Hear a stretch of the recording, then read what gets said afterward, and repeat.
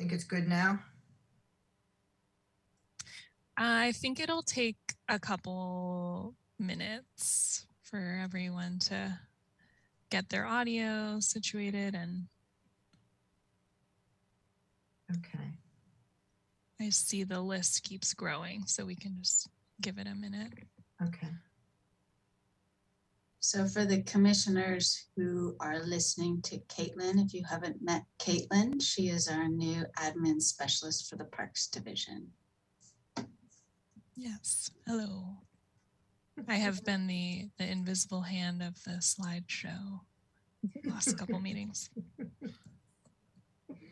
We've met a couple times, but I think we've been masked. So we... Mm-hmm. Rose, you're muted if you were trying to say something. Thank you. I think we can start now. I think everybody's up. Okay, good. Okay, great. Okay, good afternoon. I would like to call to order the regular meeting of the Parks and Recreation Commission for December 15th, 2021. May I have a roll call, please? Yes. Chair McGill. Here. Vice Chair Clark. Here. Commissioner Fick. Here. Commissioner Lesnar Buxton. You. Commissioner Longstreet. Here. Okay. Do we have any changes to the agenda?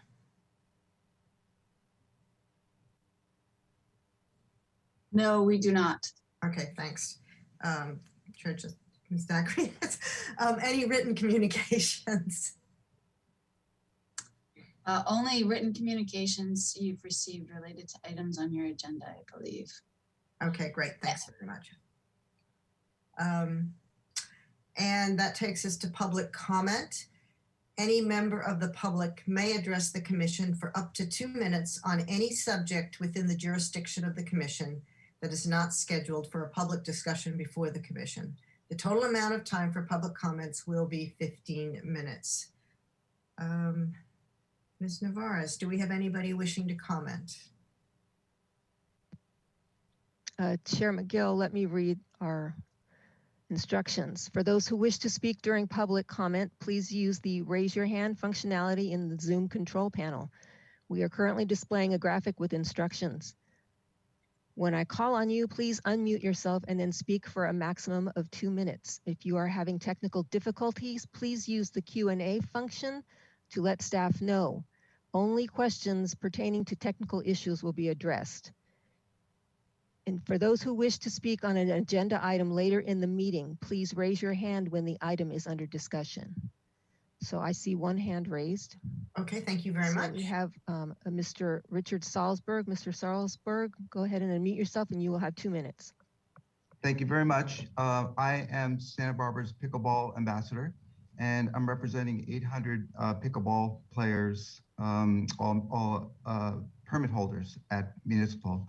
And we have an issue right now where in the mornings there are some reserved courts. There's 4 reserved courts that are taking up the morning, which is the busiest time between 9:30 and 10:30. And basically it's the same 4 or 8 people that are getting those courts out of 800 every day. And so my recommendation to the city is that we either go to open play, which would be 100% of the time, or we do a reserved court system on the 4 courts from 8 to 9:30 in the morning and try that out as an experiment. So that would give 90 minutes to people who want to reserve courts. Otherwise, those people who do want to reserve courts have the whole afternoon to reserve the courts. And again, we have a very large pickleball population and a growing population down at Municipal. Especially this morning, we had 25% or more of the parking lot was filled with people who were taking a clinic in the stadium. And so the city is promoting people being down at Muni, particularly in the morning when it's our heavy usage time. So again, my recommendation is we either go to 100% open play with reservations in the morning, with reservation systems in the afternoon, or let's try 90 minutes, the first 90 minutes, 8 to 9:30 in the morning of reserve play on 4 courts, and then open up all the courts for open play. I think that's it. I'm just trying to avoid you being inundated with a lot of other players at your next meeting, and I think this would be a good a good way to start. Thank you very much. Thank you very much, Mr. Salzberg. Appreciate it. All right. I think that, is there anybody else? Chair McGill, there are no more hands raised. Okay, great. Thanks, Ms. Navarez. That brings us to the Youth Council report. We do have a member of the Youth Council, Amanda Vandermeer, to speak with us this afternoon. Hello, I'm Amelia Vandermeer, and I'm sorry. No worries. Santa Barbara Youth Council. I just wanted to provide some insight on the status of events past and upcoming with the Youth Council. So past events, on November 20th, the Franklin Neighborhood Center hosted the second Child Passenger Safety Car Seat Checkup event, which the Youth Council assisted with. This was in partnership with the California Highway Patrol, Franklin Neighborhood Center Parks and Recreation, Safe Kids of Santa Barbara County, County of Santa Barbara EMS Agency, and Cottage Children's Medical Center. The first check done on September 27th held 17 participants and families. The second car seat safety event served a total of 45 families. We are glad to see that the individuals in need of car seats were able to receive them, as well as gain training on proper installation of car seats. A quick reminder that about 60% of parents had car seats that were improperly installed, broken, or recalled. Santa Barbara Youth Council is happy to offer support in ensuring that car seats are safely installed and not expired. The next car seat event will be hosted at the Franklin Neighborhood Center on May 21st of 2021. We also partnered with the Santa Barbara Police Activities League for the Halloween event Trunk or Treat. While the event was originally planned for 300 families, a total of 3,000 community members attended. This is a great reflection of PAL's organizational skills and a great implementation of COVID-19 measures that resulted in such a success. The Youth Council was happy to participate in having our own trunk and helping with the photo contest. Those are the last few events that we've done recently this year. And for upcoming events, we will be collaborating with Downtown Santa Barbara Organization for the Harriet Miller Scholarship Award. We're very proud to be a part of the process in selecting an applicant. We will also be working with Mothers Against Drunk Driving to create a brief PSA to help prevent underage drinking and raise awareness on this issue. Members of Parks and Recreation, thank you for your time.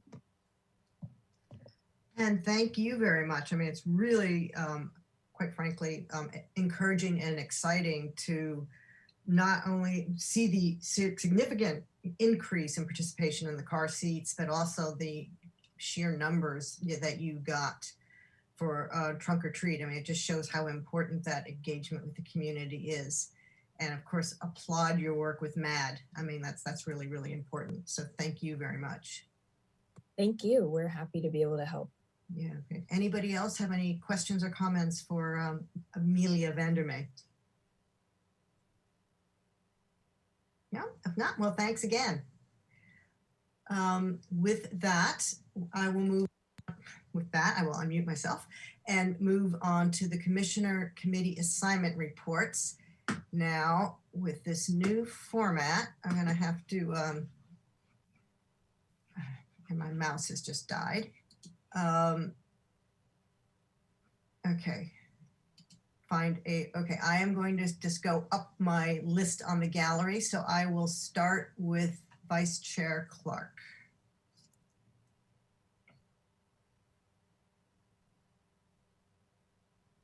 Hey, this month on December 2nd, I attended the Street Tree Advisory Committee meeting.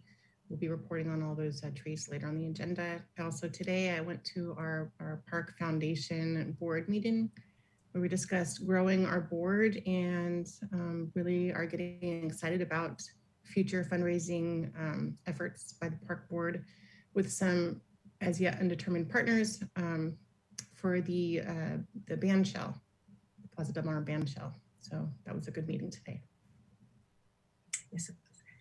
Okay, Commissioner Feck, thank you. The Creeks Commission is actually meeting today, which it overlaps with our time at our meeting, so I'm not able to attend this month. Okay, thank you very much. And Commissioner Lesnar Buxton. I read to the youth council meeting and Amelia gave a great report, and I have nothing to add. Okay, thanks. Thanks, Commissioner Lesnar Buxton. I agree. We did get a great report from Amelia. And then Commissioner Longstreet. I have nothing to report this month. You are muted. I have nothing to report this month. Okay, thank you very much. And then finally to me, I also attended the Park Foundation board meeting this afternoon, which Vice Chair Clark has reported on. And plus I attended the Integrated Pest Management meeting a couple of weeks ago. I think what was most notable about that was a report that we had from Simon Herrera, the park supervisor, on the really stellar work they are doing with gopher trapping in the parks, which has enabled the department to withdraw an application for pesticide use. And he particularly singled out Juan Garcia for being what can only be described as a gopher trapping Superman. So that was a very informative meeting. And then a number of us also went to the Cabrillo Pavilion opening reception, which was, just want to commend the department for really putting on a fantastic reception. It was really well received and a nice night out. And that's me. Okay. And that takes us to commission and staff communication. Yes, commission and staff communications. Is there anything to report there? Chair McGill and commissioners, a few things that I would like to share with you. First of all, I would like to share that Simone Herrera is going to be serving as the interim parks manager for the department for the next number of months. So you will begin to see more of him perhaps. And that also the City Council made the appointments to the commission for the next term, 4-year term, in addition to welcoming our chair back to the commission. We have Sebastian Aldana joining the commission in January, as well as Robin Unander. So we will have a full set of 7 commissioners at the January meeting. Great, thank you. I'm of course delighted to be continuing on, and I'll be really pleased to welcome new members and be back to full strength again.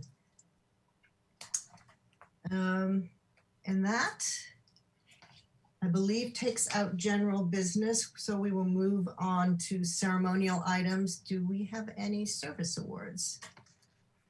Chair McGill and commissioners, first of all, we have 2 staff that were recognized at the December 7th City Council meeting. Rose Navarez received her 5-year recognition for her time with the city. She got her 5-year pin, and as you well know, Rose is integral to the Parks and Recreation Department. She's the backbone of the Parks and Recreation Commission meetings and many other really important initiatives that occur for all aspects of the department. Would like to thank the Chair McGill for recognizing the staff for the Cabrillo Pavilion event. That's another example of work that Rose does to support the department and advance our initiatives. And she works across the department on any number of activities. So we're very pleased to be able to celebrate and recognize Rose for her 5 years of service with the city. Also, Jason Bryan, who is a senior recreation supervisor. You heard from Jason a few months ago regarding the Arts and Crafts Show. Jason received his 30-year recognition from the city administrator and the mayor this month. Jason, 30 years is a long time. He has worked his way through the recreation division in a number of different capacities and has been key to our active adults programs for much of that time. I would like to add that Jason also is one of the key people that ensures Perfect Mind is working. And before Perfect Mind, our class software registration system, some of the things that Jason's also been very integral to include the renovation of the Korea Recreation Center, and other aspects of our various adult programs and services, both there, the Lawn Bowls, the Davis Center. So he's worn a number of different hats during his tenure with the city. Lastly, although this happened back in January, we had a small gathering of recreation and department staff to celebrate Jason's 30 years. We like to set aside time for our staff that really have achieved that significant recognition. We also use the opportunity to re-recognize, oh dear, now I'm having a brain cramp. I'm sorry. Janet Sackett. Janet Sackett. Janet Sackett, who actually received her 35-year recognition last January, and we were unable to celebrate in person at the time because we were knee deep in COVID or neck deep in COVID, and now maybe we're only waist deep. And so we're able to do a few things under the current protocols to thank and celebrate all of our staff for their service to the city. Thank you. Well, wow. Where do we begin to say thank you with that list? Obviously, we all know firsthand how consequential and essential Rose is to the successful running of the commission and the department. With Jason Bryan, we've met him.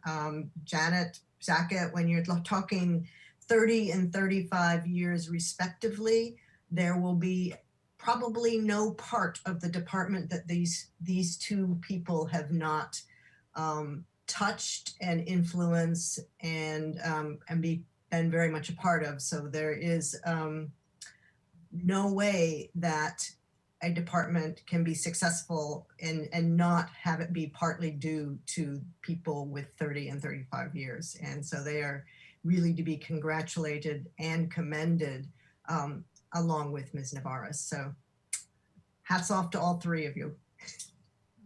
Chair McGill, I would just really like to offer my congratulations to both. Jason, I've had the privilege of working with him for a long time, and he's been invaluable to the department. And Rose, you only have 25 years to go. Careful, you don't want her to run away now. We're in the middle of the meeting. Okay. Yeah, I'd like to thank them both too. I mean, on a personal level, I absolutely love my city. And I think the work that they both do makes a real big impact on this place we live. So thanks, Rose, and thanks, Jason. We appreciate you.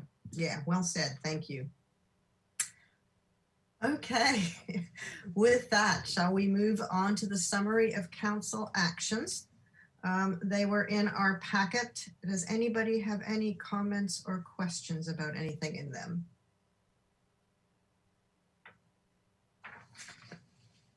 Okay, I will take silence as no.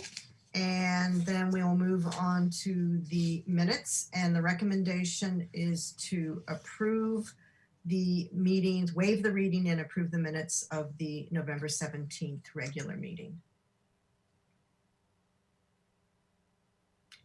Do we have a motion?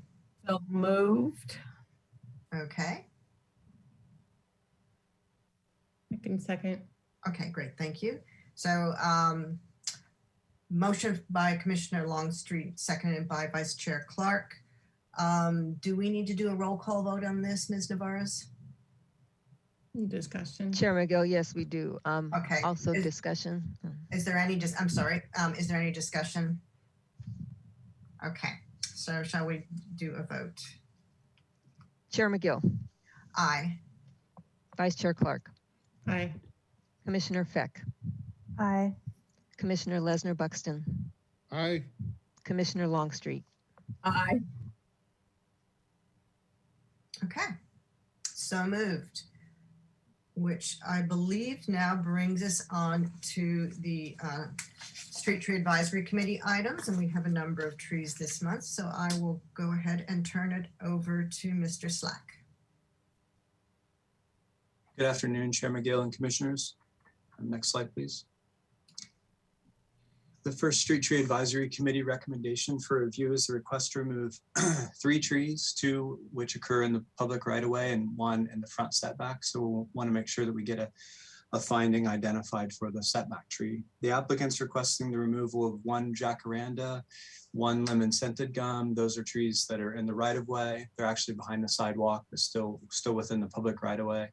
And then the red flowering gum, which isn't super visible in this photograph back in the corner here, but it is on the setback of the property. The specific parcels being proposed for significant redevelopment, new structure being built on site, and I think some reconfiguration. As part of those improvements, there will be some sidewalk realignment and some, I think, accessibility improvements as well. And the 2 trees that are within the right-of-way, the jacaranda and the lemon-scented gum, the sidewalk has been manipulated out around them, and due to the new sidewalk widening requirements and realignment to have a continuous sidewalk down Almond Avenue, they're proposing the removal of those 2 trees and also the removal of the red flowering gum in the setback there on the other side of the driveway apron. The committee reviewed the request, had just general discussion. The applicant is planning on planting 6 new street trees and 5 new trees within the setback. So that would be 3 new street trees along West Mitchell Terrena and 3 new street trees along Almond Avenue, and an additional 5 trees within the front setback of the property. After review, the committee made the determination that the removals were practical based on the proposed development of the property, and also noted that the proposed replacements were adequate mitigation for the loss of the existing trees, and made a recommendation to support the project as proposed, with the note that they made the determination the commission could make the finding that a reasonable and practical development of the property on which the tree is located requires removal, and that would be for just the individual setback tree.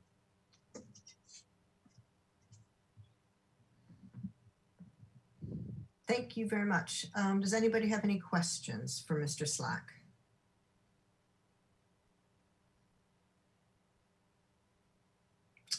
If not, I have one, and it really, it's the comment about the purple leaf plum.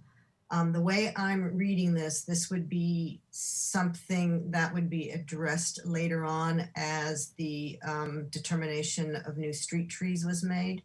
And it's not something for this group to talk about, to make any decision on. Am I correct on that? Chair McGill and Commissioners, that's correct. As it is noted in the report, there was some discussion about just the general size of the proposed replacement for Almond Avenue. We were in discussion with the applicant's landscape architect, and the currently designated species is the purple leaf plum. The committee felt that there was more potential there for a larger tree. So the consensus was that at a later date, we would agendize either co-designating or just simply changing the street tree designation for Almond Avenue, which at a later date will come back to the commission for approval and review and approval. Thank you. Okay, thanks. Does anybody else have any questions for Mr. Slack? Okay, if not, and if for some reason you have a question and I'm not seeing you, you can always use the raise hand function, and I will definitely see that.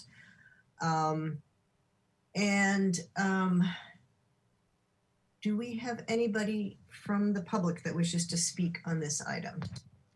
Anyone who would like to speak on this item, please raise your hand in the Zoom control panel. When I call on you, please unmute yourself and then speak for a maximum of 2 minutes. If you are having technical difficulties, please use the Q&A function to let staff know. Only questions regarding technical issues will be addressed. Chair McGill, no hands are raised. Okay, great. Thank you very much. All right. Do we have any discussion or a motion? Yeah, I have a little bit of discussion. I just hadn't said anything. I expected that someone would be here to speak on behalf of the proposed removals, but I believe, Mr. Slack, could you remind me, I felt like there was some talk about this being a community benefit project because the building was going to be redeveloped into like a dental clinic and a mental wellness clinic. Am I remembering that correctly? Chair McGill and Commissioner Clark, that is correct. I do now see the one of the project applicants from Ms. Allen does have her hand raised. She could probably provide more background on that. Yes, There is sorry. a large clinic proposed for the development, but I'll let Ms. Allen elaborate on that project. Yes, she did raise her hand. So now, Ms. Allen, go ahead and unmute yourself.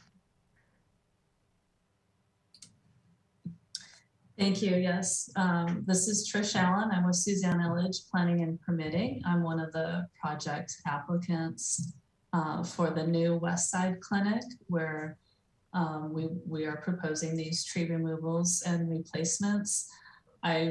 I didn't know if you wanted to hear from the applicant, so it didn't sound like you had questions for me, which is why I raised my hand late. So thanks for letting me enter in, and I'm available if you have any questions. This is the project does meet the definition of a community benefit / priority project and has been designated as such by City Council.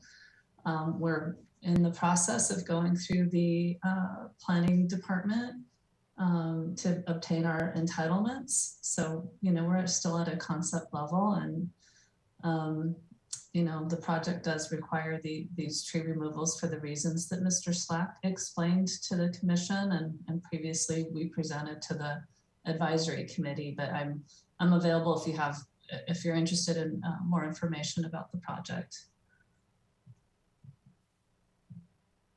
Okay, thank you, Ms. Allen. I have a comment. Yes. I spent 12 years as the health assistant at Harding School on the West Side. And also when my children were little and we didn't have health insurance, the West Side Neighborhood Clinic was a lifesaver, and it is an extremely important project to the West Side neighborhood, well, to the whole city, but it serves the residents of the West Side, families. I am totally in support of expanding the clinic. It hasn't been expanded in the 40 years. You know, it's in that same building. And I think those services are sorely needed.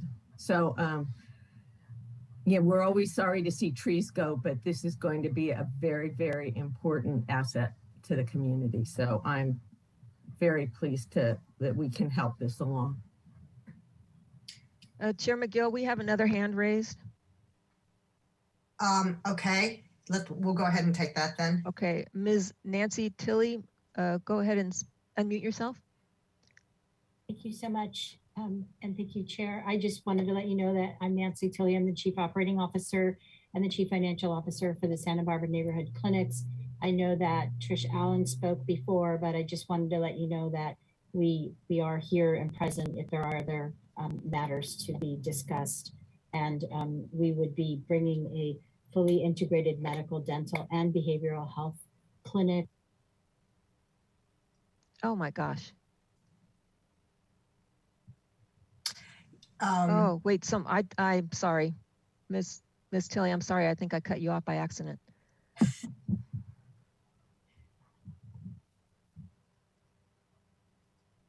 Oh my goodness. That's okay. You know, now here we go. There you are. Okay, I'm so sorry. This is my first time using this platform. I'm very sorry. That's okay, Rose. Thank you. I just wanted to let you know that I'm Nancy Tilley, the Chief Operating Officer and the Chief Financial Officer for the Santa Barbara Neighborhood Clinics. And we are, as Trish Allen reported, expanding our clinic to provide medical, dental, and behavioral health services on the West Side to the community there. And we are present here. I wasn't sure that you had any questions specifically. I wanted to let you know we do appreciate the work that the commission and that the committee had. And we are here to answer any questions and appreciate your support. Thank you so much. Thank you, Ms. Tilley. And we'll catch on. We'll figure this out. Okay, great. Thanks. And in terms of where I'm in, I mean, there are some beautiful trees there, and it's a shame to see them go, but it's a like Miss Longstreet, this seems like a really vital development for the community, and it's a very robust replacement issue. So I'm certainly supportive.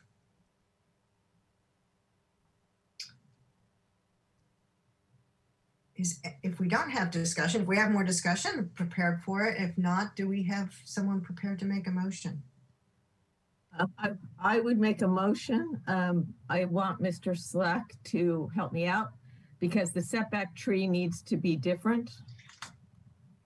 I would propose that we concur with the street tree advisory recommendation at 621 West Mitchell Terrena for the removal of the jacaranda, the lemon setting gum, and the red flowering gum.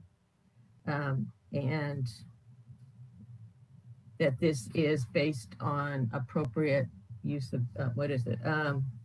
reasonable and practical development of the property on which the tree is located. Is that enough, Mr. Slack? Okay. And that we approve the replacement plan. We have a second. I can second. Okay. Okay, great. Ms. Feck, will Commissioner Feck second? Any further discussion? If not, Ms. Navarez, will you call the vote, please? Chair McGill. Aye. Vice Chair Clark. Aye. Commissioner Feck. Aye. Commissioner Lesnar Buxton. Aye. Commissioner Longstreet. Aye. Okay, so moved. Which now moves us to 2121 Las Tunas.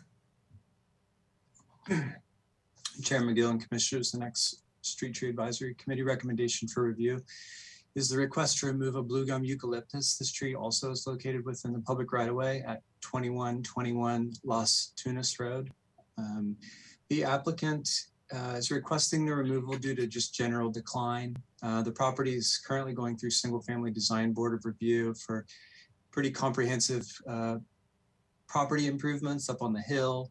As part of the review process, they did have an arborist come out and had an arborist report prepared on several of the trees on the property. And during the review, the arborist drew attention to this tree, noted its poor condition, and in sort of a turn of events from lots of fire-related issues we look at, this property is within the high fire hazard zone. So there is some extra consideration for declining trees within this zone. The committee reviewed the tree. There were some general comments that the tree was in a pretty advanced state of decline, with some additional comments made regarding the previous large cut at the base and the decay that was present visibly there. Some discussion regarding the general decline, the potential flammability of eucalyptus and the tree's placement within a high fire hazard zone. And after review, the committee made a recommendation to approve the removal as proposed. There was no condition for replacement. The applicant did provide a landscape plan that showed not only all of the existing trees on the property, but essentially like an oak tree mitigation plan that included the planting of several additional oak trees on the property as part of the single family design board of review, which is separate review from this specific tree. So again, the committee made a recommendation to approve the removal of the blue gum eucalyptus at 2121 Las Tunas Road. Okay, thank you. Does anybody have any questions for Mr. Slack? So I just wanted, just for clarity, there were 2 eucalyptus that he mentions in the arborist report, which was really just one sentence about the eucalyptus. It really was an oak report with a one-liner on eucalyptus, but he did mention 2. So is it the case that the second one is just not within any of the setback requirements? Is my first question. And then just for absolute clarity, we reject a lot of applications for removals of eucalyptus on the basis of fire, and the difference here is the state of decline primarily?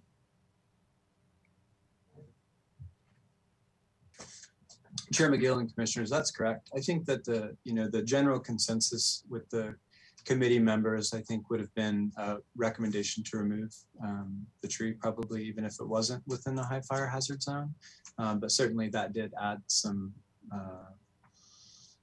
weight to the decision that they made to recommend removal. I don't have the other arborist. I don't have the arborist report in front of me immediately. I can try to pull it up, but to the best of my knowledge, that second tree is not proposed for removal. Okay. Okay, great. Thank you. Anybody else have any questions? If not, do we have anyone from the public with their hand up wishing to speak? If you would like to speak on this item, please raise your hand in the Zoom controls. Okay, I do not see any hands raised. Okay, great. Thank you. And do we have any discussion? And before we, Rose, one thing, the way this Zoom is working for me is I can't see everybody at once. So if somebody's raising their hand and I'm not responding, it's because I'm not seeing it. So if you could just let me know. I have to scroll up and down to see everybody. So Kathy, you can pick a different format to see everybody. If you look at the top of all your pictures, if you hover over it, there's like a line, a square, 2 squares, and then a grid of a bunch. If you click on the grid, you can see everyone all at once. Yeah, I've done that a few times. I'll keep trying. Anyways, do we have any discussion?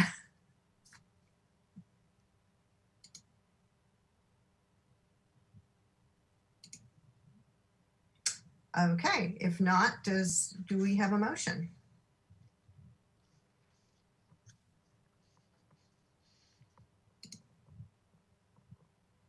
I can make a motion to agree with the Street Tree Advisory Committee request and approve the removal of the Eucalyptus globulus at 2121 Las Tunas Road. I'll second. Do we have any further discussion?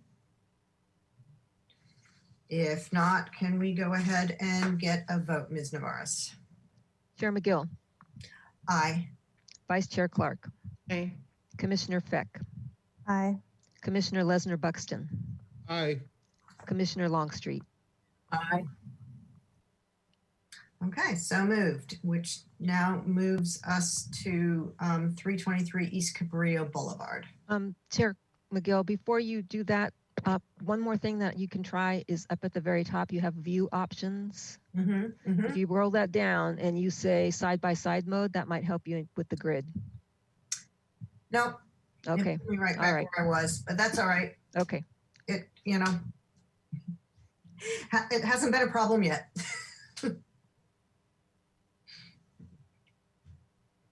Chair McGill and commissioners, the next Street Tree Advisory Committee item for review is the request to remove 8 New Zealand Christmas trees located within what we refer to as Chase Palm Park expansion, part of the Chase Palm Park, also known as 323 East Cabrillo Boulevard, and the patio is attached to the building known as Casa Las Palmas.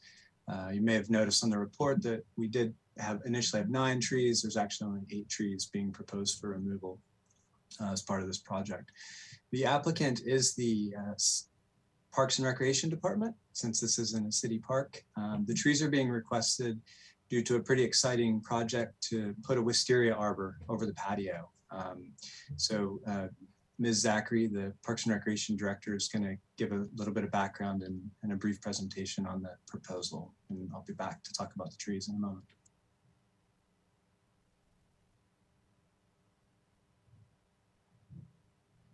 Chair McGill and commissioners.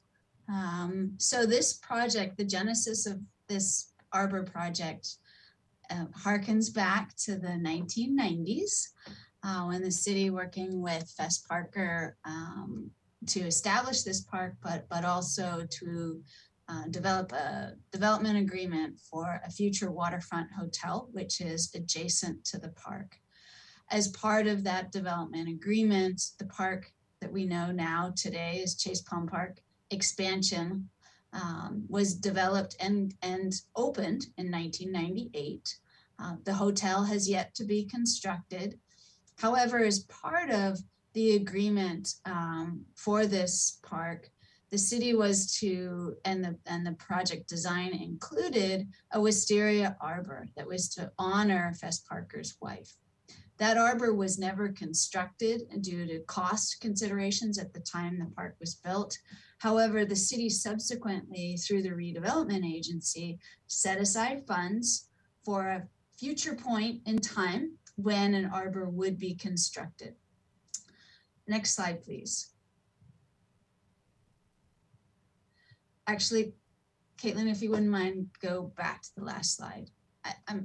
So the slide before you shows the area of the park that we're discussing. It also shows there's a photo on the left-hand side. If you see, the park is adjacent to the railroad tracks. The original arbor was to actually extend along the fence line adjacent to the railroad tracks. When the park was built, the grades were changed such that to build an arbor in that location today would require a significant amount of work, and also would not necessarily be an appropriate location for an arbor based on how the public would use the park and the benefit of having an arbor in that location. We could go to the next slide now. Thanks, Caitlin. So in looking at opportunities throughout the park and also checking in with the Parker family about the city's intent to make good on developing the arbor, we propose that we actually place the arbor within the footprint of the Casa Las Palmas area of the park, in part because it begs for better shade. It also begs for a more defined space for how Casa Las Palmas is used. And also the arbor could be constructed in a way so that when the future waterfront hotel is completed, it could be viewed from the hotel. And so the idea was to try to marry the interests of the two parties. So this slide essentially shows all of the different features around Casa Las Palmas and the views that you have. The proposed arbor is essentially where number 11 is. And so it looks out from the patio area to the Great Meadow. And the photograph that's easiest to see where that would be is photograph number 6. And then down in number 11, it shows the trees that are proposed to be removed because they are within the footprint of the proposed arbor. Now the next slide, please. This gives you a view of where trees would be removed, and essentially they are, I believe the commission can see my arrow, my cursor, is that correct? Can you see the arrow that I'm using? I don't know if you can or not. I think so. So if you can imagine the patio area that you can see the image of the sun that's actually in the concrete, and the planter areas that are sort of shaded out or eliminated that flank between the restroom and the concession area. All of the green circles are trees to remain as part of the project. Next slide, please. And here shows what we anticipate it will look like. It gives us a concept of how it might appear. The arbor itself will extend basically from building to building and be constructed in a way that it's like a semicircle and provide shade, and then also a sense of location and space. The lower area where you see the green areas, number 10, if you can see that 10 on either side, is where we would have landscaping. Next slide, please. And so this is an elevation that just gives you an idea of how it might look once completed. We're currently going through historic landmarks because this park is in the El Pueblo Viejo district, and hope to have preliminary design approval next week in terms of moving forward. And part of that is to secure the support and approval of the Parks and Recreation Commission for the tree removals. I think that's the last slide. Oh, okay. So this again gives you a sense of, we also plan to place a more formal fence structure around the arbor to also further define the space. I think that's it, Caitlin. Great, thank you. Okay, thanks. Thanks, Ms. Zachary. Does anybody have any questions for either Ms. Zachary or Mr. Slack? I guess, Mr. Slack, we were going to come back to you to talk about the trees specifically. Yes.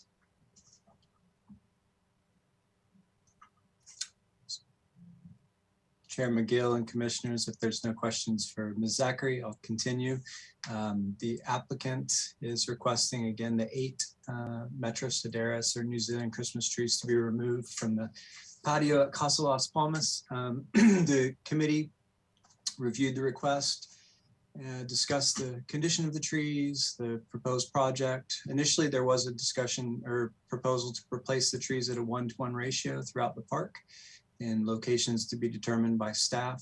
During the discussion, there was questions from the committee about the mitigation ratio and, did a 2-to-1 ratio make more sense than a 1-to-1?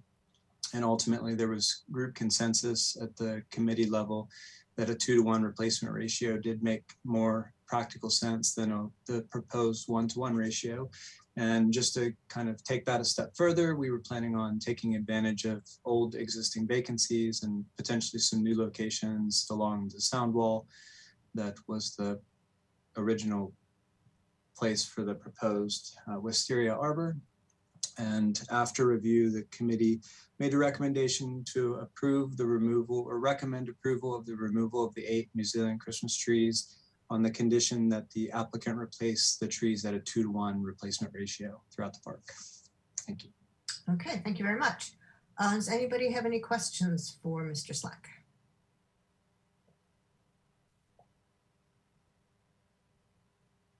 Okay. Are there any members of the public wishing to speak on this agenda item? Chair McGill, there are no hands raised. Okay.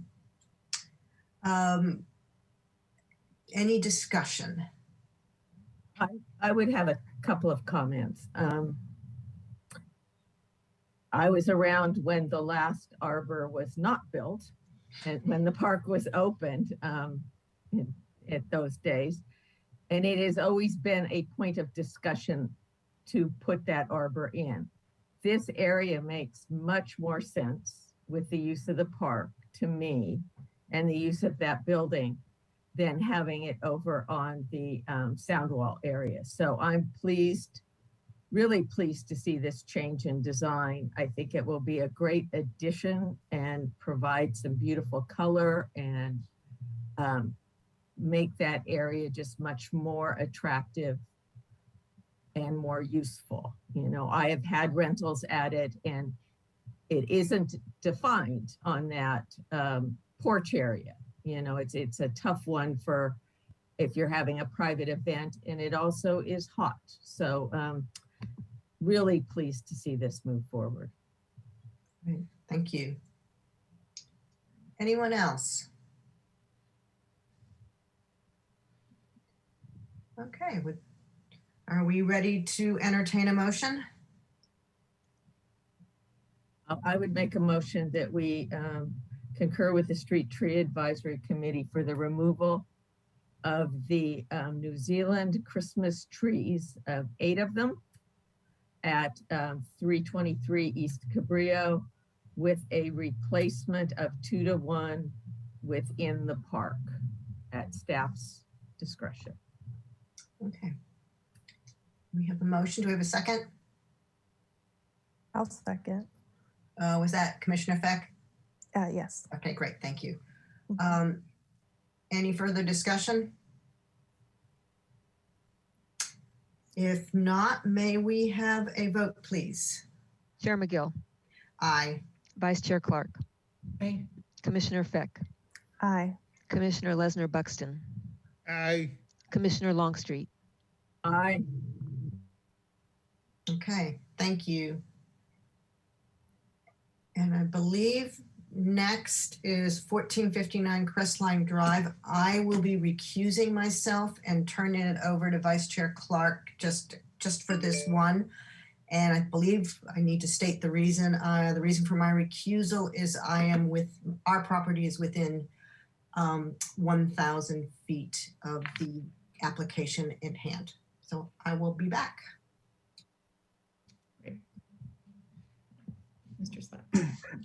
Vice Chair Clark and Commissioners, the next Street Tree Advisory Committee recommendation is the request to remove 2 Indian laurel fig trees. These are street trees located within the parkway at 1459 Crestline Drive. The applicant listed a few different reasons for removal, just the size of the tree, the surrounding hardscape disruption. There is some disruption with the sidewalk and the curb and gutter,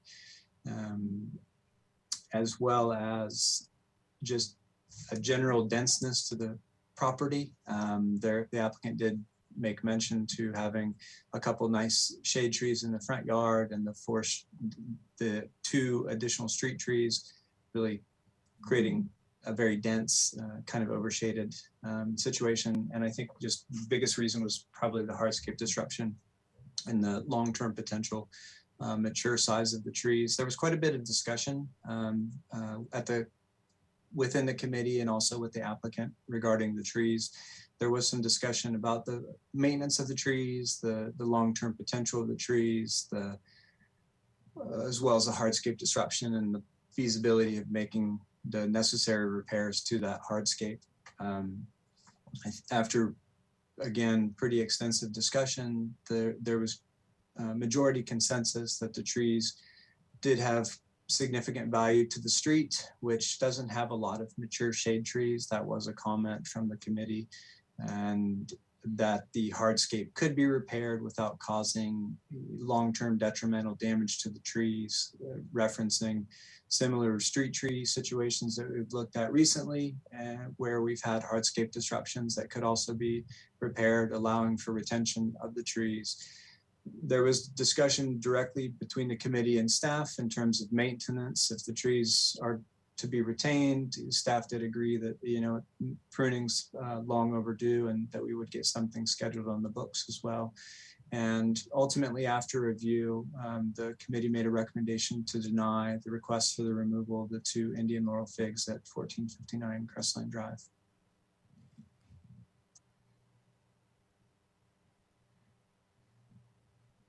Thank you. Are there any questions for Mr. Slack? No.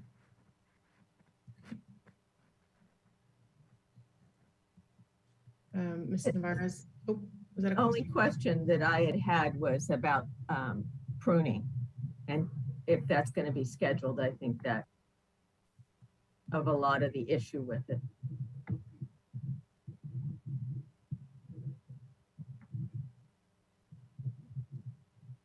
So your question was for Mr. Slack, whether or not that pruning will be scheduled? Yeah, and since he said it will be, I think that takes care of that, yeah. So Vice Chair Clark and Commissioner Longstreet, just to confirm, yes, if the commission makes a recommendation to deny the request for the removal, staff will schedule the trees to be pruned in the near future. Thank you, Mr. Slack.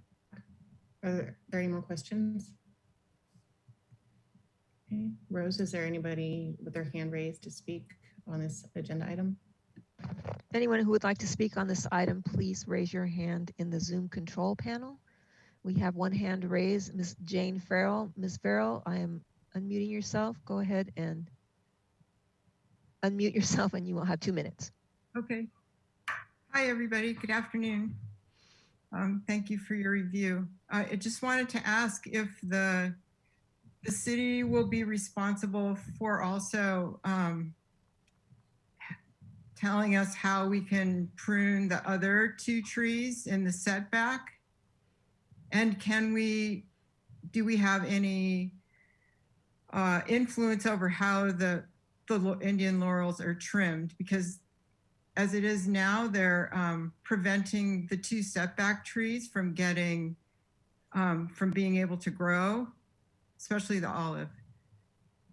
So I was wondering about going forward, will the city always keep the Indian laurels trimmed so that the trees in the setback will also live? And do we need to get permission from the city for trimming the trees in the setback as well? That's all I have to say. Thank you. Thank you, Ms. Farrell. Those are excellent questions. I'd like to redirect those to Mr. Slack. Vice Chair Clark, Commissioners, and Ms. Farrell. If you're around and available, I think it would be fantastic just to meet on site to look at the setback trees. Just very, succinctly, setback trees don't require a permit for pruning. But again, I would be really happy to meet with you on site. That way we could look at the trees in the setback as well as the street trees. I think early on in terms of pruning objectives for the street trees, we would be just managing length of the canopy. We wouldn't be sort of like lollipopping them, like, rounding them over and making them super formal, but we would address, lots of the overextension throughout the canopy. But we can, again, it would be just great to meet and look at them in person and discuss those things that you talked about. Thank you, Mr. Slack. Yeah. Okay, if there are no other questions, I could entertain a motion.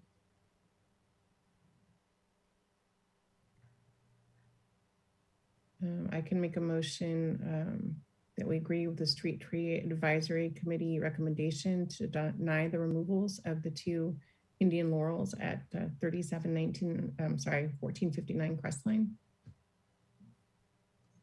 I'll second. Great. Any discussion? Okay.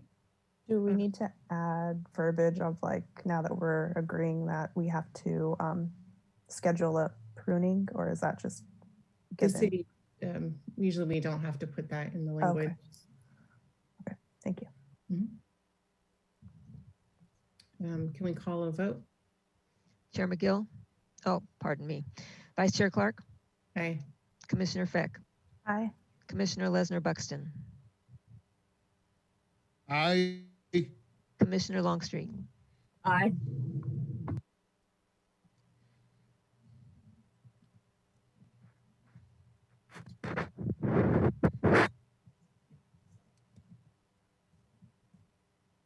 Okay, thank you, Vice Chair Clark.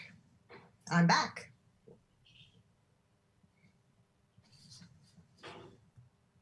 Chair McGill and Commissioners, the next Street Tree Advisory Committee recommendation for review is a request to remove 1 bronze loquat and 1 glossy privet. Both of these trees are located within the front setback of the property at 934 East Haley Street. The applicant's requesting removal of these 2 trees due to the proposal to build an ADU on the property. Essentially, the ADU or accessory dwelling unit will be positioned essentially right behind these 2 trees. And if you were able to see the site plan that was included in the application, there's a driveway apron that essentially goes right through these 2 trees. The committee reviewed the proposal and was in general agreement that it was a practical development of the property. There was concern about the lack of street trees and just general trees within the area. The project applicant was present. There was some discussion about planting options and strategies in terms of mitigation on the actual parcel. And after some back and forth, it was decided that the slope area that's on the side of the house along the Aliso side of the property was actually a really good planting location to plant 2 new trees that would offset the 2 trees that were being proposed for removal. These would be within probably the right of way or setback, depending on where they're positioned along the slope. But there's a pretty good space there with lots of available rooting volume. And after review, the committee made a recommendation to approve the removal, or made a recommendation to approve the removal of the bronze loquat and the glossy privet with the condition that the applicant replace with 2 trees that can achieve a height of 20 feet or more at maturity and made the determination the commission could make the finding that a reasonable and practical development of the property on which the trees are located requires their removal. Okay, thank you, Mr. Slack. Does anybody have any questions?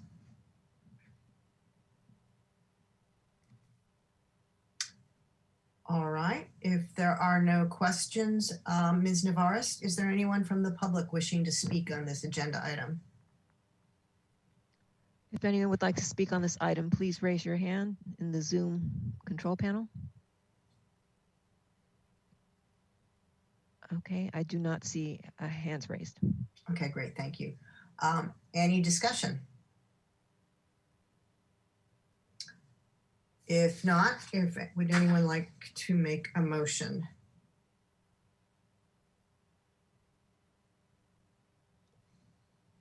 Okay, well, I will make a motion that, oh, go ahead. Oh, I was just going to make a motion that we concur with the Street Tree Advisory Committee recommendation for the removal of the bronze loquat and glossy privet at 934 East Haley Street. That this is reasonable and practical development of the property, and that the owner replace with 2 trees that will achieve a height of 20 feet or more on the property. I'll second. Okay. Any further discussion? Ms. Navarez, will you call a vote, please? Chair McGill. Aye. Vice Chair Clark. Aye. Commissioner Fick. Aye. Commissioner Lesnar Buxton. Aye. Commissioner Longstreet. Aye. Great, so moved. Next is Treasure Drive. Chair McGill and Commissioners, next Street Tree Advisory Committee recommendation for review is the request to remove 3 Victorian box trees located within the front setback at 2535 Treasure Drive.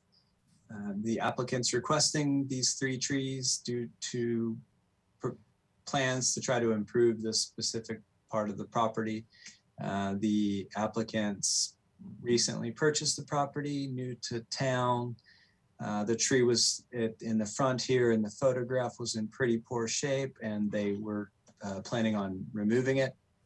And it was a regulated tree, so this is us asking them to stop and going through the process. Again, the applicant was hoping to take out this larger pittosporum in the front, and then there's 2 small ones in the back, with the plans on planting some fruit trees and doing some vegetable, like raised garden beds specifically in this spot of the property. The committee reviewed the application. There was general consensus and comments from the committee that even though there wasn't a lot of foliage left on the tree, there was evidence that the pittosporum in the front was not doing well. If you were able to do a site visit, there were several fungal conchs on the tree as well, indicating that the tree was in a pretty advanced state of decline. And during the review, the committee was discussing options for replacement and made comments that some fruit trees made sense, but that a lot of the fruit trees don't really develop into a large canopy tree that can provide, quite the benefits that a shade tree can. And they ultimately determined that one of the trees should be a minimum of 20 feet or more in height. So something like an avocado, if they really wanted to do that, or if they wanted to sort of pivot and potentially plant a shade tree somewhere else on the property, would be completely acceptable too.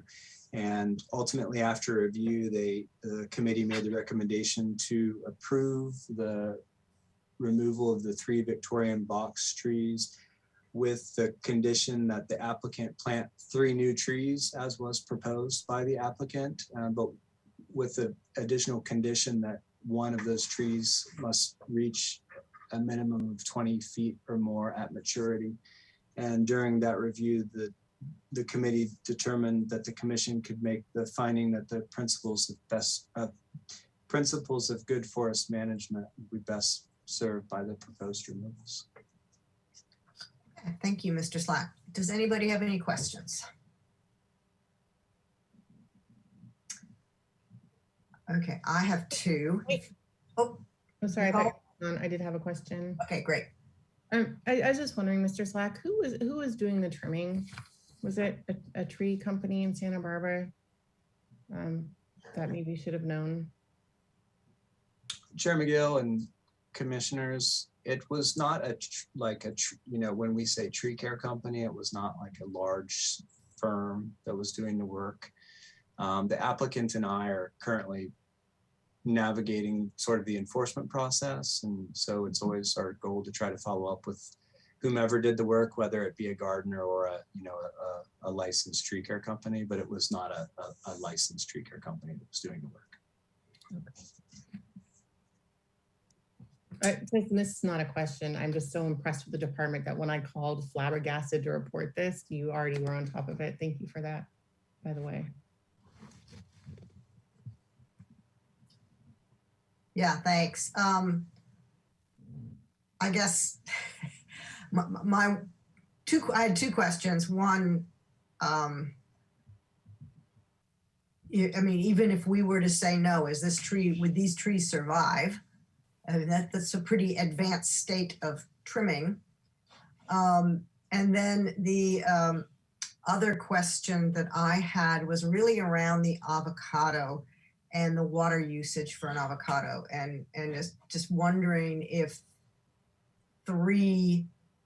potentially three high water usage trees are the best mitigation here. Chair McGill and commissioners, in response to the first question, I think that the tree was in a pretty sad state. The one up front, again, referencing, we looked at Google Street View as well, you know, which was I think it was a couple years old, and the decline was pretty pronounced at that point. The Victorian box is a species of tree that we're seeing lots of decline in, and we've removed lots of them over the last few years due to decline. It's a relatively short-lived species. I would not feel confident that we would see any type of growth response that would warrant retention of the tree in the front. Certainly the two smaller ones in the back, the work that was done was pretty minimal. You know, there's still lots of canopy left. So it's reasonable to expect that those trees would be fine. In terms of the avocado, that was something that was sort of proposed by the applicant. You know, when we've reviewed setback tree conditions historically, we've sort of only set that height at maturity to give the latitude to the homeowner to make the decision. Certainly, those trees do require potentially a little bit more water. I think it kind of depends. Certainly, the applicant has taken strides to reduce water consumption on the property. Their entire front yard is nothing but mulch now. So they've potentially allocated some resource from water to be reallocated to the planting of new trees. There was quite a few plants on the property that were removed, and they've since, you know, migrated to just mulch. So I think that's a consideration for the homeowner, certainly. Not something that we would get too involved in, with the condition only being for the mature height of the tree. We could certainly encourage them to use something that didn't require as much water, but I think giving the latitude to the homeowner to make that decision is also shows a lot of flexibility and gives them some decision-making capacity on their property as well. Okay, thank you. Okay, unless there are any other questions, do we have someone from the public wishing to speak on this agenda item? Chair McGill, there are no hands raised. Okay. Any discussion, or is anyone prepared to make a motion?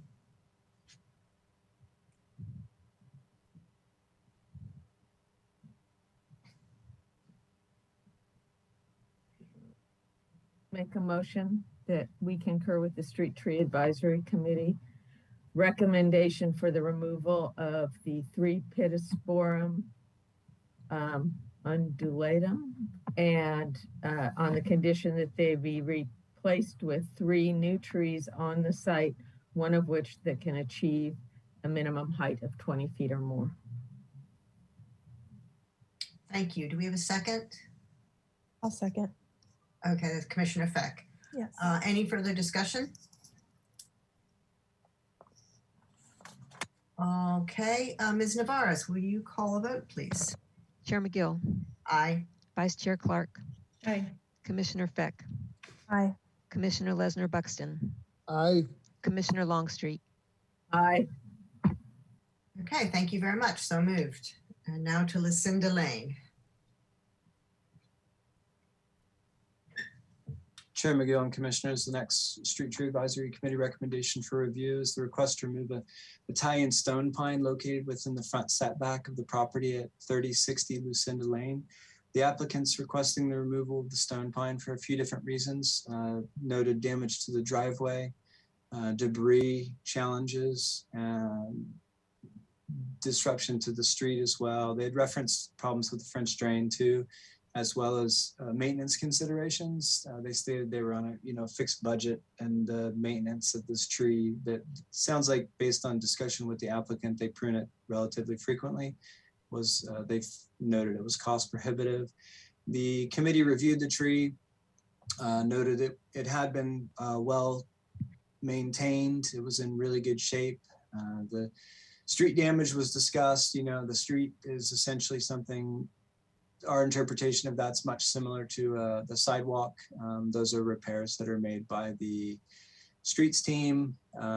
When the road queues up for repair, the damage to the street was quite minimal. The driveway damage was minimal as well. I do not believe the applicant stated any intention to actually make repairs to the driveway. There was comments from the committee that if and when driveway repairs were made, that root barrier installation would be an added benefit to preventing any further disruption. I'd referenced the French drain. It works, even though they did find a little root entry. French drains are perforated and allow for root entry if there's roots nearby, and there's a somewhat frequent present source of water. And then just in terms of the street, Lucinda Lane, not a lot of shade trees noted along the street, and there was general consensus that the street did provide pretty significant benefit, not just to the property, but to the street in entirety.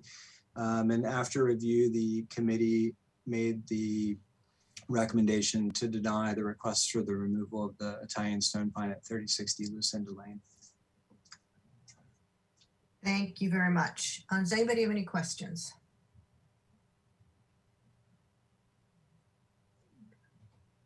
Okay, I've got a couple. I guess one question I would have is how often would you expect or recommend pruning a tree like this? So, how often should it be pruned? And then how fast growing is it? I mean, it seems like stone pines can get way bigger than this one is. And how much bigger will it get and how fast will that happen? Chair McGill and Commissioners, based on discussion with the applicant, it sounds like it was pruned very frequently, and the frequency of pruning probably contributed to its smaller size than what we're accustomed to with stone pines. I do not recall specifically the age, but it's much older, I think, than we would expect based on its size from those discussions, again, with the applicant.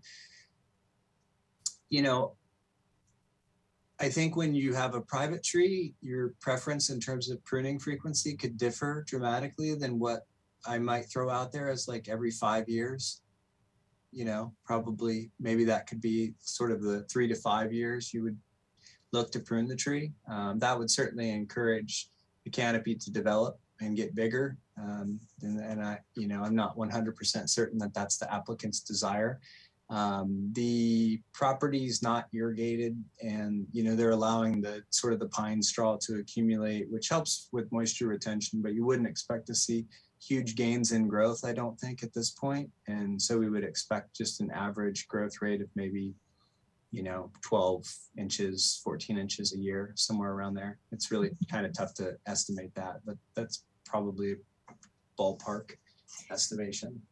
Okay, thanks. And the reason I was asking the question was that like you said, I didn't notice a particularly extreme amount of disruption. It really seemed fairly minimal.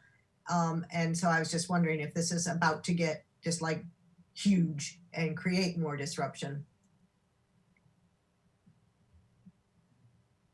Chair McGill and commissioners, I don't believe so. You know, it's one of those only time will tell scenarios, but these things do take a long time, you know, just like it takes a really long time for roots to get big.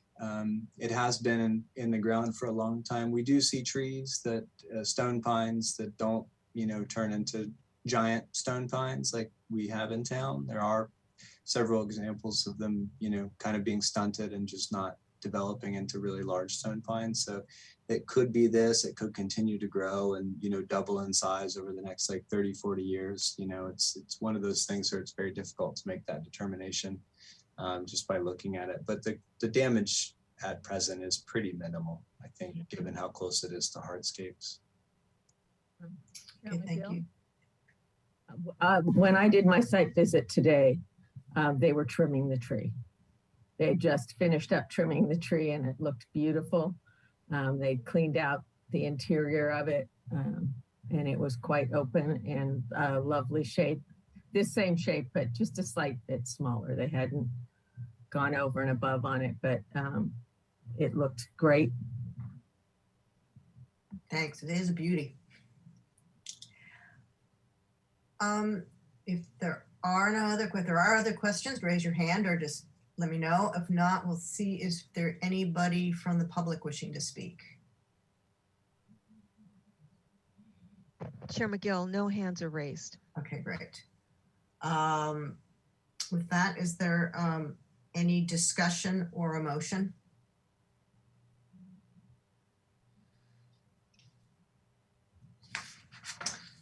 Well, if no one else, I will make a motion that we deny the request to remove the Italian stone pine at 3060 Lucinda Lane with the determination that there are no findings that satisfy the request. Second. Okay, thank you. Any further discussion? Okay, Ms. Navarez, can we have a vote, please? Chair McGill. Aye. Vice Chair Clark. Aye. Commissioner Feck. Aye. Commissioner Lesnar Buxton. Aye. Commissioner Longstreet. Aye. Great, thank you very much. And then that takes us to Vista del Oceano. Chair McGill and commissioners, the next Street Tree Advisory Committee recommendation for review is the request to remove a sugar gum located at 1550 La Vista del Oceano. The applicant listed a few different reasons on the application for removal. There was concern with the trees development along the slope, with failure being a concern striking the structure if the tree were to fall over. And they also referenced driveway damage. The driveway is not really visible in this photograph. We're actually looking at La Vista del Oceano. The driveway is several feet down below the tree. If you're able to make it out to the site, you were able to see the pretty extensive distance between the driveway and the base of the tree. The committee reviewed it, noted the tree was in pretty good shape overall. There was some discussion regarding some of the cuts made at the base of the tree. There was the presence of a shelf fungus, which could be impactful to the structural integrity of the tree. I think there was consensus amongst the arborists on the committee that the tree overall looked to be in really good health, and there were no clear indicators that there were any compromises to the tree structural integrity. There were comments made that the driveway did have some essentially superficial damage, but that it would be really hard to imagine the tree's root system causing that damage. Ultimately, the committee noted the tree was of value to a pretty barren hill slope. There was really not enough information presented to support removal of the tree, and the committee made additional comments that it would be nice if the applicant was truly motivated for removal to maybe seek consultation with a private arborist to really do a more thorough evaluation of the base of the tree and some exploratory work to see if there really is any structural concerns at the base of the tree, which would obviously help guide decision making. And ultimately, after review, made the recommendation to deny the removal of the tree, the sugar gum at 1550 La Vista del Oceano, without prejudice, again, to allow the applicant to perhaps come back at a later date with an arborist report speaking to the health and structural integrity of the tree. Okay, thank you, Mr. Slack. Does anybody have any questions? I do. Yes, Commissioner Lester Buxton. Thank you.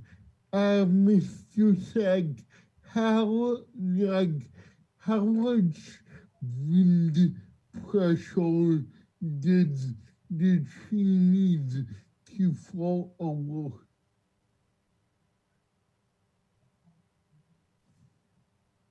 Chair McGill and commissioners, was that, I believe the question was related to wind and yes, wind speed? How much speed I am concerned that the tree looks like it could fall over quite easily and hurt some wood. Can you provide any insight into how hard wind speed needs to be to make the tree fall over? Chair McGill and commissioners, when you look at wind speeds, a lot of times, like I think people generically reference like hurricane level. That's when it's really kind of all things are off the table in terms of trees being able to retain parts or lose, entire trees. That's 80 miles an hour. We've seen wind speeds at or near there. This tree with its age has seen lots of wind events over the past couple of decades. We've had some doozies even the last 5 years that I've been here in terms of really high volume winds, also really aggressive storm events where we've had really saturated soils. So when you have wind and saturated soils, you lose the roots. What helps to hold the tree up is friction of the dry soil against the roots. And so when it's saturated, the soil's lubricated and the friction's not there, and then you add wind to that mix and there is the potential for the failure. So I think when we're looking at trees and we're making a decision in terms of their integrity, we kind of look at the past, the condition of the tree, and some of these past events. So there's lots of things to suggest that the root system's functional. I think that that again was the consensus of the committee, and why there were comments made about doing that arborist report. The arborist should be able to do what we would call like a level 3 inspection. That basically involves doing some root crown evaluation. So you kind of move some soil around, so you get a look at the actual large structural roots of the tree's root system. And that can be a really good indicator in terms of the tree's structural integrity. So to loop back to the wind question, it's very difficult to tell. And it takes usually a combination of factors, and certainly soil saturation is one of them. And excessive wind speeds, I'd say in and of excess of 80 miles an hour is when we really start to not be able to make informed decisions about tree stability. Thank you. Thank you. Any other questions? If not, let's see if there are any members of the public wishing to speak. Chair McGill, there are no hands raised. Great, thank you very much. Any discussion, or would anyone like to make a motion?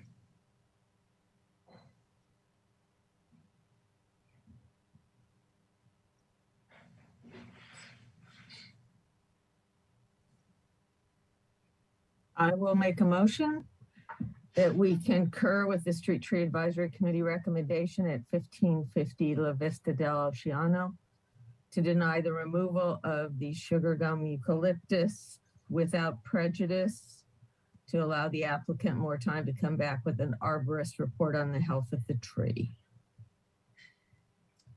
I'll second that. Any further discussion? My only comment would be that I always look at these ones and wonder how much of it is view, that we don't continue to lose trees to view issues when really our most pressing issue is climate change. So that's my comment. Thank you. If there are no other comments, may we take a vote, please? Chair McGill, Aye. Vice Chair Clark, Aye. Commissioner Feck, Aye. Commissioner Lesnar Buxton, Aye. Commissioner Longstreet. Aye.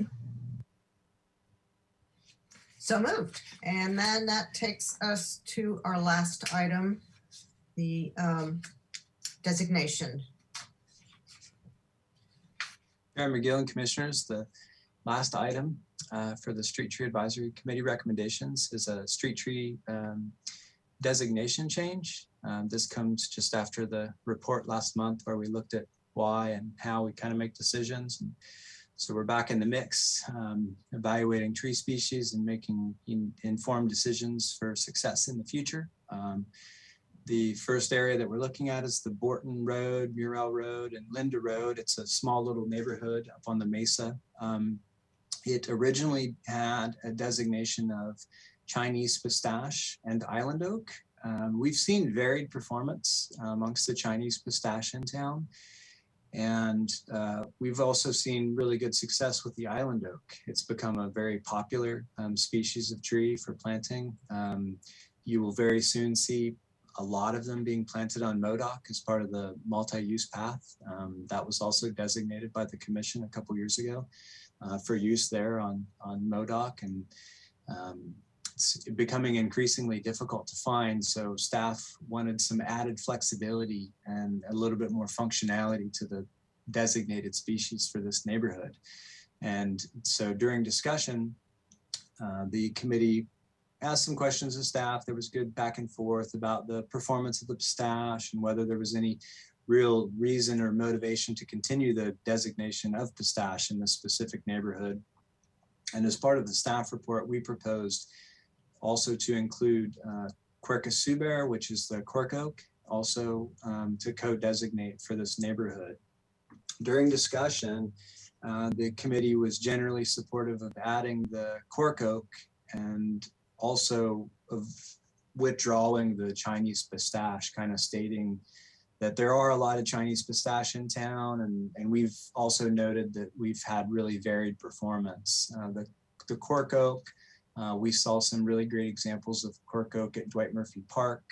It's a very coastal tolerant tree. This neighborhood's up near the coast. It's a good tried and true performer and really complementary to the island oak. And during discussion as well, just to again add some flexibility, give staff the ability to try to find trees when we need to put trees in.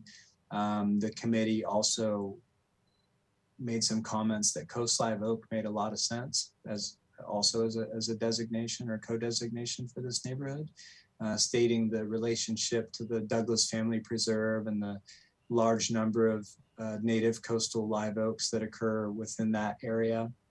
And it really helps to kind of tie things in. So after the discussion and review of the existing designations, as well as the proposed co-designation of cork oak, the committee settled on making a recommendation to designate cork oak, island oak, as well as coast live oak for Borton Road, Murrell Road, and Linda Road for potential street tree planting in the future. Thank you very much.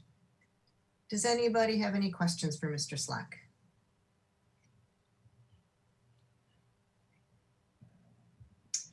I guess my only question would be, are these, I mean, they're beautiful trees and it's a nice neighborhood. Are they going to get too big down the road? These can all get pretty good size, can't they? Chair McGill and commissioners, I think we would hope that they hit the sweet spot and they're perfect. The coastal pressure does help to suppress the trees on some level. The high sea salt air can affect performance. So I think, we've got examples of pretty old cork oaks, not so much with the island oaks because it is a relatively new species of tree in town, but we think that those trees all function well. And I think just as a genus of plants, oaks, even though they can get quite large, the incidence of hardscape disruption is actually quite low. There's some great examples all throughout town of just enormous coastline oaks in relatively narrow parkways with very, very low incidence of hardscape disruption. So they're a pretty friendly parkway planting in terms of just a general genus of trees. Okay, thank you. Thank you. Any other questions? If not, do we have anybody from the public wishing to speak? Chair McGill, there are no hands raised. Okay, great. Thank you very much. Then I will turn it over for discussion or to entertain a motion.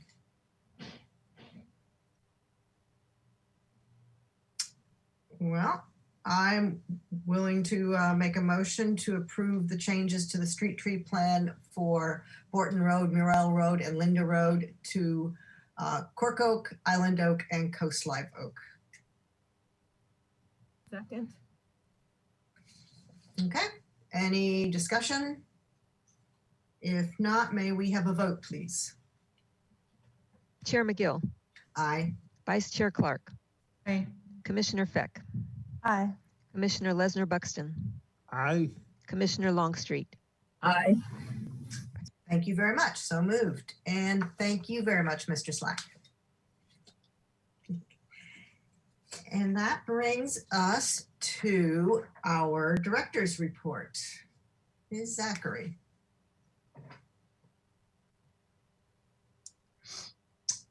Chair McGill and Commission, we have a couple of items for you this month, both related to maintaining our facilities, which is an ongoing daily task, but then there's also times when we need to dig in and actually spend more time and more resource to be able to ensure our facilities continue to serve the public. So first of all, as we do every year, we will be closing Los Baños del Mar for maintenance. We do this maintenance to coincide with when the city is generally closed for business. Obviously, we have basic operations we continue to provide. It allows us to implement a number of pool maintenance projects. So the pool will close on the 24th. It'll reopen on the 3rd, so Monday the 3rd of January 2022. And we'll be able to address issues related to our pumps, related to maintenance, related to cleaning. The closure, although it does mean people don't have the pool to use, it's also nicely timed with when City College, Santa Barbara Masters Swimming, and other activities are at the lower point as well. We hope that when we reopen, everything will go smoothly. We recently had a couple of other issues at the pool, and it reminded me it was built in 1939. So think about, it's been around for a really long time, and it's a dynamic system. It's a dynamic system with the inputs. It's a dynamic system with the condition of the water, and the staff that work at Los Baños have to always be on their toes to make sure we have a safe swimming environment, and the pumps are working and the filters are working and everything is working. So the closure really allows us to take those extra steps to minimize the times at which the pool is closed and at other times of the year. And then also for turf renovations, another important facility. Our parks are loved almost too much, and COVID clearly demonstrated that, in that more and more people were spending more time outside, and parks are free places for people to go. So the Parks Division initiated some turf renovation projects for Dwight Murphy, Ortega, Mackenzie, and Pershing Park. If you've gone by any of those parks, you'll see that they are fenced. We need to fence them in order to be successful. And they'll be closed for about 9 weeks, primarily to deal with compaction issues, also turf quality. And hopefully when they reopen in February, I believe, we'll be ready for the next season of field play. There's lots of other things, as you know, going on in the department. If there's other questions the commission has, please ask me and hopefully I'll be able to answer them. I guess the only other question I would have is, do you have anything to discuss with respect to our grants? Chair McGill, not being on the agenda, I can briefly mention the status of one of the grants that we recently applied for. We can have a further discussion at another meeting. The department is constantly seeking funds to support its projects and programs. So I'm happy to report that we received, under the umbrella of the Park Foundation, a $10,000 grant from the Ann Jackson Family Foundation for the Plaza Del Mar bandshell renovation. We also recently submitted a per capita grant application. The commission saw this with the council action adopting the resolution last month for that work in order to help fund the bandshell project as well. It's $177,952. I actually think it was in your agenda packet today. And then we've also submitted and received a grant application through the Park Foundation as well from the Wood Claessens Foundation for our summer fun program next summer. Unfortunately, we have learned that we haven't been awarded the State Parks grant for the Ortega Park project. So that was a big disappointment. However, yesterday, the City Council approved moving forward with that project and the Dwight Murphy project. For Dwight Murphy, we're working very closely with the Gwendolyn Strong Foundation on fundraising for that project. Great, thanks. I mean, it's obviously, there's a mix of news there, obviously. Some really good news with grants that are underway. The big disappointment, of course, is Ortega. And then I think, at the point when the department is ready, we can table that for further discussion on an agenda in a future meeting.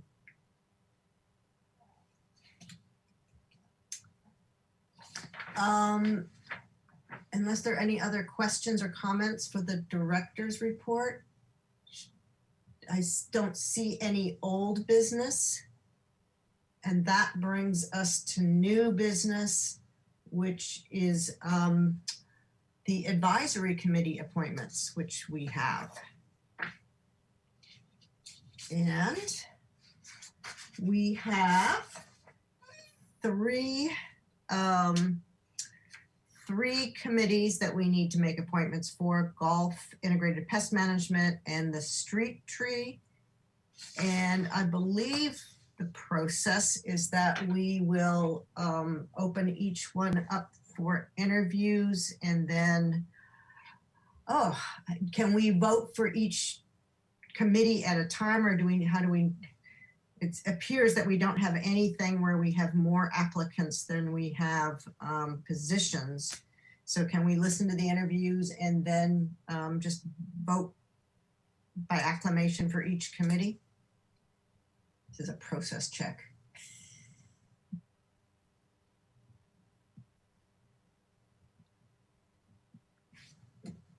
Hello? Hi. Okay. Chair McGill and commissioners, you can take all of the applicants for each committee and make an action by committee if you so choose to do that. Okay, right. So I think we should give for each committee, give each applicant an opportunity to speak. So shall we start with golf advisory? Chair McGill, I'm sorry to interrupt.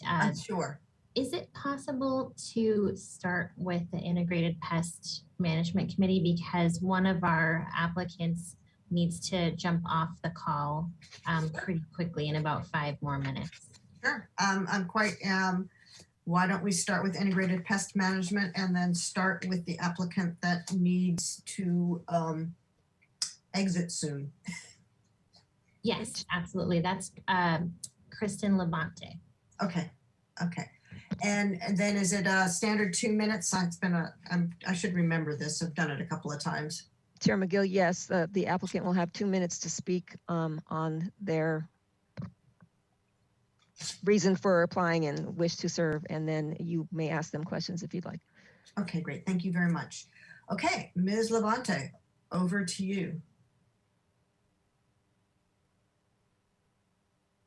Thank you, Chair McGill and commissioners. My name is Kristen Labonte, and I've been serving on the Integrated Pest Management Advisory Committee as a citizen at large since 2006. And it's been a pleasure being able to serve and help keep the city's use of pesticides at a minimum while still supporting the essential services that the city provides.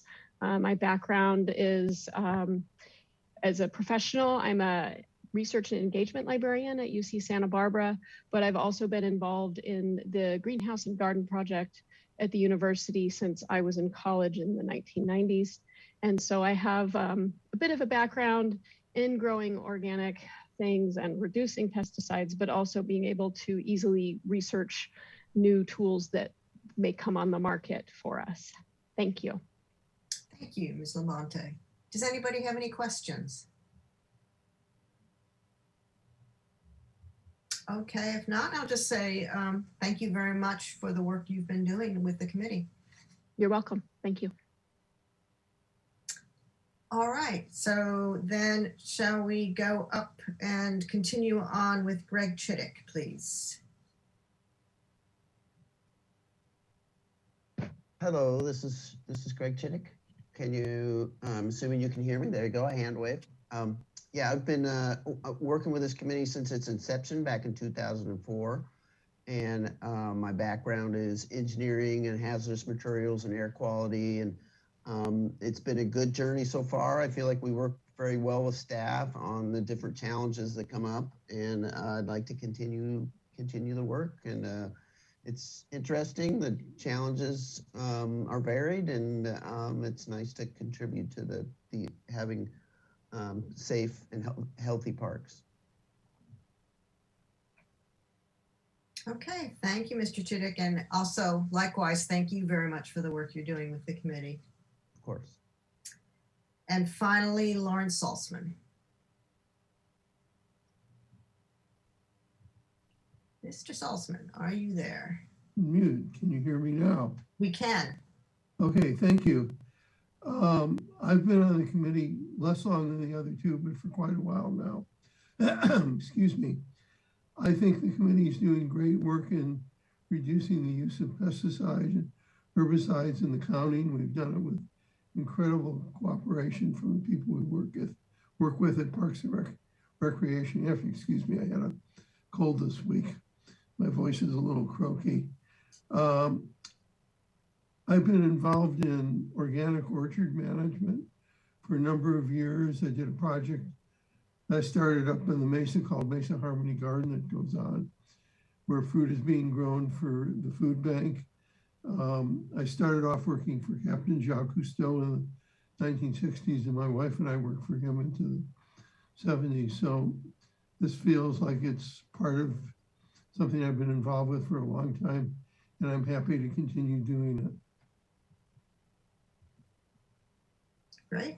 Thank you very much. And again, likewise, thank you for the work you've been doing. Does anybody have any questions for Lawrence Saltzman?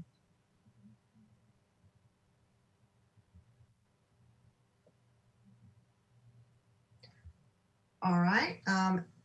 Any discussion sorry?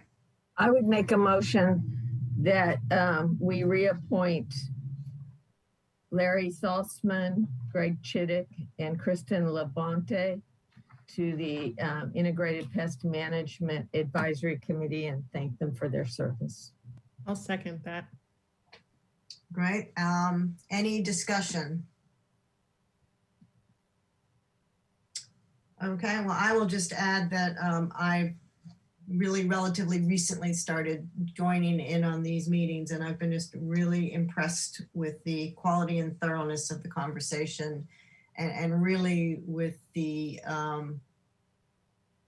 work they are doing collaboratively with the city to ensure that we make the best decisions with respect to pesticide usage and continually drive it down. So yeah, I appreciate the work.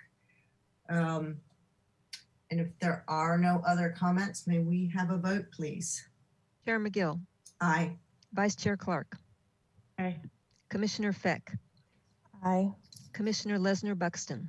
Aye. Commissioner Longstreet. Aye. All right. Well, congratulations to the three of you, and thank you again. Shall we move on to golf advisory? And we have two applications for the Golf Advisory Committee. First is Joanne Payne, representing the Executive Women's Golf Association. Ms. Payne, are you there?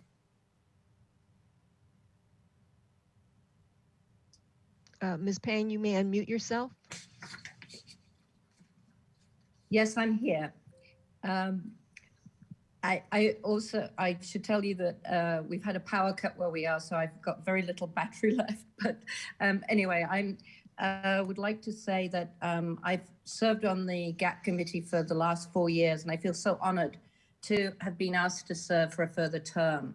I'm really committed to GAC and love liaising between our members, which are growing rapidly, including out-of-town members from the Ranch Club and Suchco. And I love liaising with Randy Shannon at Courseco and the Parks and Recreation Department. I feel I can contribute a lot to course improvements and have done, in particular with the women's facilities. And of course, my background in sales and marketing and communication has been a big benefit. And our group, the LPGA Amateurs, which is now called the LPGA Amateurs Santa Barbara chapter, I love the way the city and Courseco keep the course, and I'm excited for future work and liaison. Great. Thank you very much, Ms. Payne, and thank you for your service. Does anybody have any questions? Nope. Okay. That means our second application is Community at Large and is Steve Jessen. And if you are available, the floor is yours, Mr. Jessen.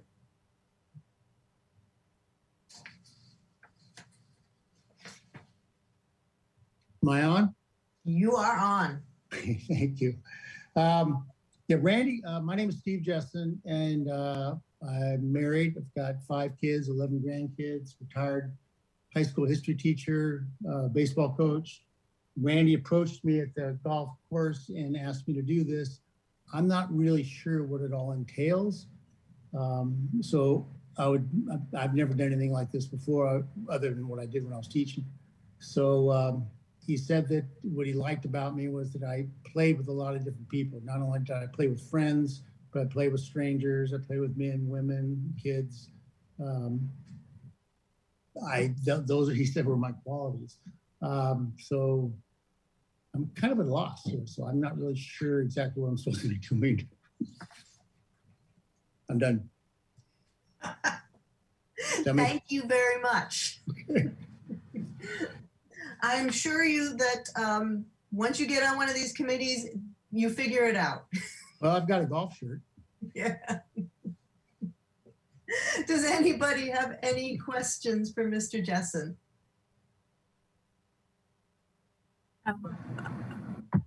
I don't have a question, but I would just say that I think this is how we get new ideas on any of our committees, is by having someone step on who maybe doesn't have experience with it, and it's a good idea. And I know that if Randy was interested in you, that you probably have some qualities more than just who you play with. Although who you play with broadens the ideas that you bring to the committee, because you will be able to not be representing one of the home clubs, but maybe the general public. So good luck on the committee, sir. All right, thank you very much. I just like to concur with what Commissioner Longstreet says. It's good to get some people on committees that don't know what's been tried and failed.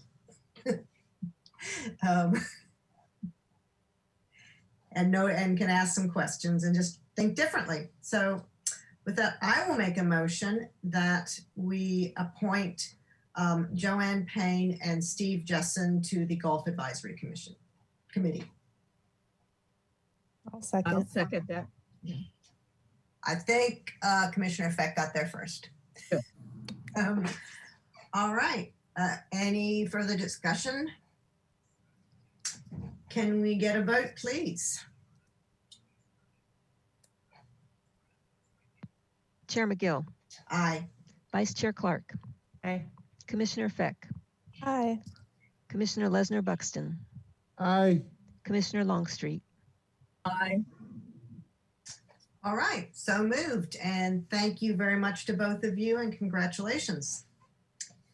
And then that brings us to our last, which is the Street Tree Advisory Committee. We've got 3 applications for, we have 2 community at large non-resident and 1 community at large resident. And so we will start with Duke McPherson.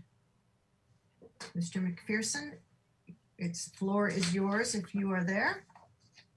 Yes, I am. Can you hear me? Sure can. Oh, good, great. I'm a consulting arborist, and I really love being on this team, you might say. Good exercise for my field that I'm in, but I do enjoy the job we have of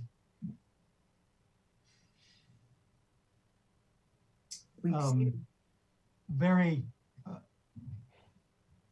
representing them, as well as the interest of the community in preserving the urban forest. I think that I helped the team out really well in that regard, and I've been on the committee for many, many years, hope to stay on. And I also appreciate the commission's work as well.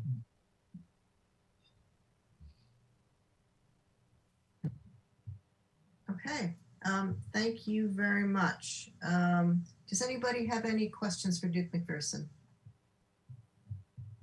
I think you're well known.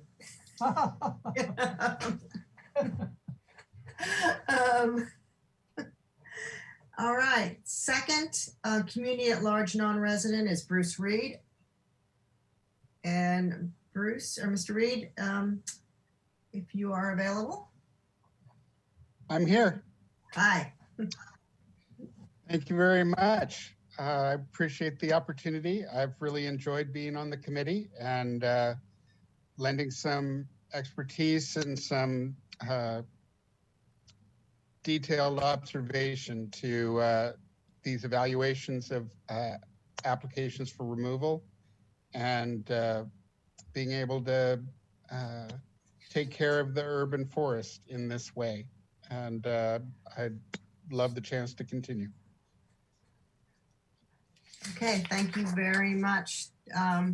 Does anybody have any questions for Bruce Reed? No? Okay, well, thank you very much, and thank you for the work you've been doing. I think you are also very well known.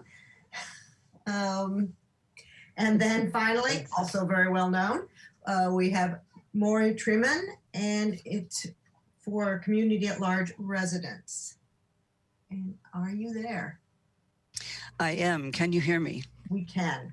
Great. Thank you for this opportunity to share with you how important being on Street Tree Advisory Committee is to me. I've done it for many years now, as you've known, and the work is extremely important. The recommendations that we make to the commission, who, by the way, is extremely helpful and very committed, which is satisfying for us as well, are recommendations, if they're accepted by the commission, reverberate for years in the value to our urban forest.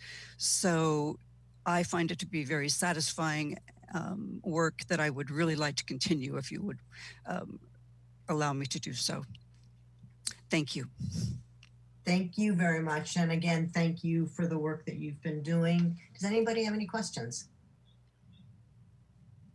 Just comments, if you would take those, is that I've had the honor of being the liaison to this committee for a couple of years now, and all three applicants are they're super brilliant. They know their stuff and they're really brave because they have to face each other when they have differing opinions every month. And the amount of knowledge that each has to counter with another one, if the other has a different opinion, it's astounding. They know their stuff. And I think our city is so lucky to have all three of them.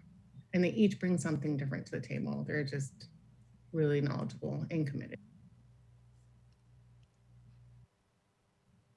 Thank you. With that, would you like to make a motion? Yes, I would like to make a motion to reappoint all three, Duke McPherson, Bruce Reed, and Maury Trayman to the current positions they have. I'm not sure which was a non-resident.